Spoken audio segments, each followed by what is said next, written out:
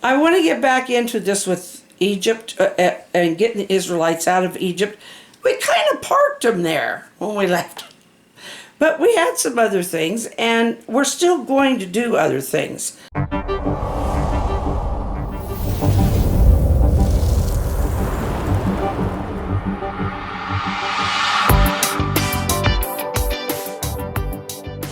This is the route, this in red is where the Israelites traveled.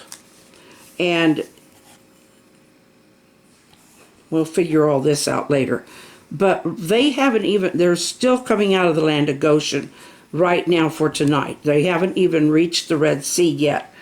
But it is, to give you an idea, here is the Delta, and down here is the Red Sea. Now, there would have been a more direct route to come up through here. But at that point, God did not want them to be discouraged by having to go to war with anybody who was in between. So, this is what's going on. But I want to get through, get going on this. And the thing to remember, because there is a lot. This is, if you read the first, 10 chapters or so of Exodus, there is so many things that happen in there. I'd encourage you to read it. It's boggling my mind a lot of the time. But if you remember right, they were, when we left them, they were in their own homes. They had painted blood on the sides and the top of the doors so that the firstborn of their own families would not be killed, that would be passed over. Any home that did not have that, including the pharaohs and all the other Egyptians and stuff who did not have faith enough to pass in God to do that, the firstborn would die. And that included animals.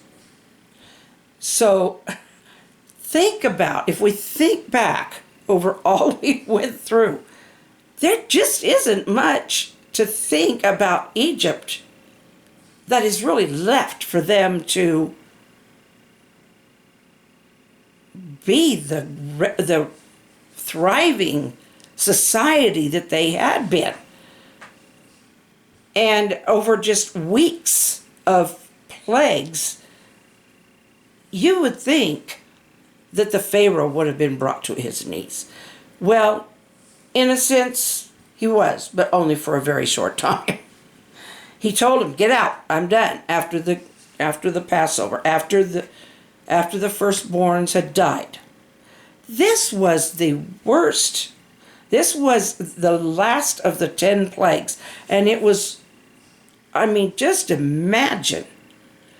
They just die. Pharaoh finally says, "Get your people, take all your livestock, and leave. Your women, your children, everything, and just leave."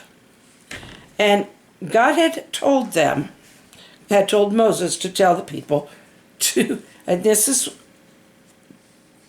is how much, well, the Egyptians kind of liked him, I think, for the most part, but it was also the fact that they just wanted to get him out of the country. They were tired of all this stuff happening. And it was the Pharaoh that was actually causing it. So the Israelites were to go to their Egyptian neighbors and ask them for silver and gold so they wouldn't be left without money for trade or whatever along the road. And the Egyptians gratefully gave it to them. So here they are loaded down with their things that they are taking along, their belongings, all of this stuff. And they've got, now donkeys were not considered clean, so they could not be consumed. But just think, they've got these donkeys that are loaded down, and they're carrying stuff, and they've got their herds of sheep and goats and cattle. And they are headed outside, but the Lord he put the pillar of cloud. Okay. We're just going to go right here is Goshen.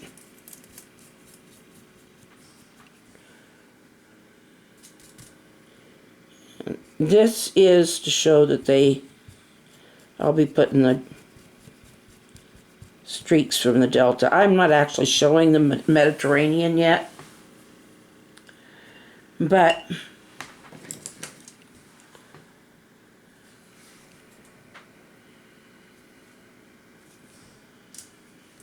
okay, here's the river Delta.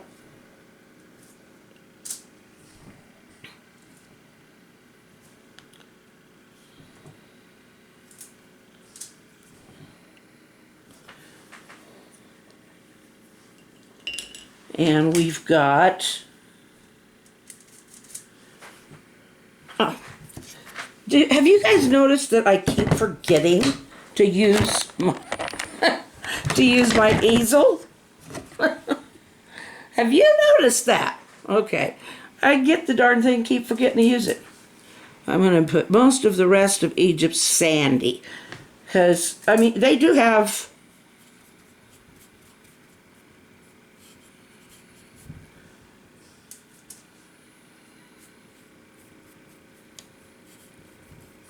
their,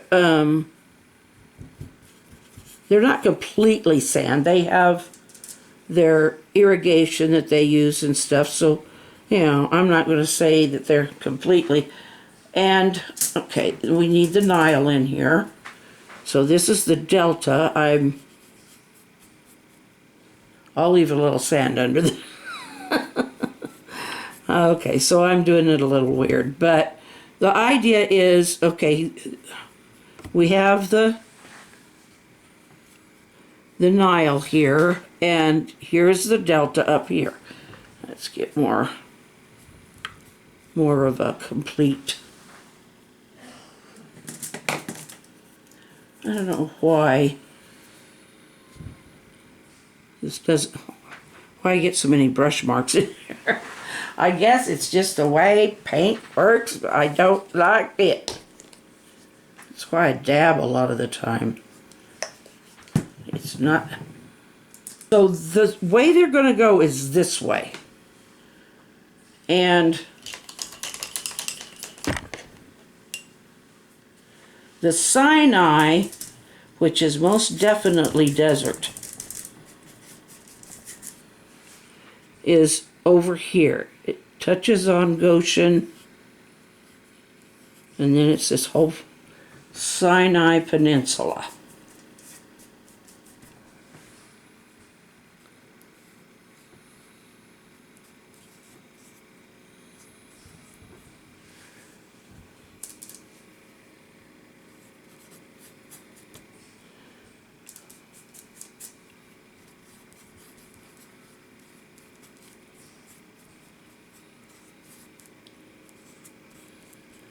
Kind of a little triangle there or something. Now over in here there is a deal.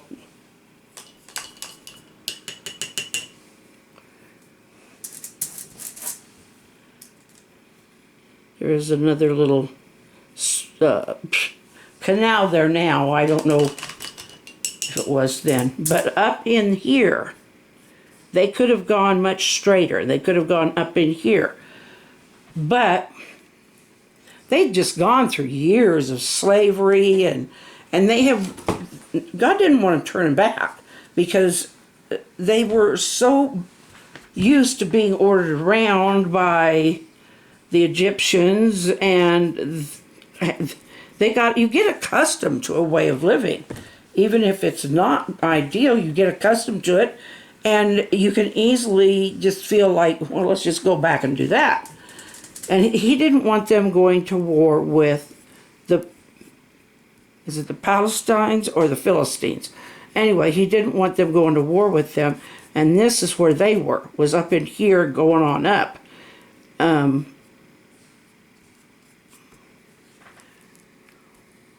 And so he didn't want them cutting through there yet, because they were going to have to deal with stuff there soon enough. So what he did have them do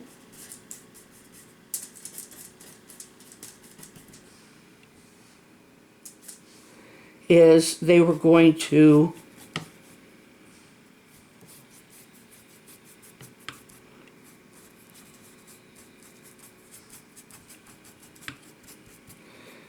going back to the Sinai, all the way down, and they were going to meet here at Midian. Okay, now back then, I don't like using a wet brush, but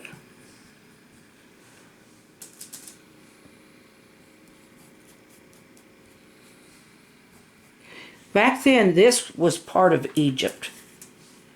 Parts of this were Egypt, and parts of it were either Midian or something else. But they're the Mount Sinai, and that's where they go back to, so Moses can get the 10 Commandments. Actually, it's more than that, but that's what we've always determined it to be. But he got those tablets. I put blue back on, right back on there. I'll let it dry. I was going to draw their figures in, just, you know, like heads and a few, but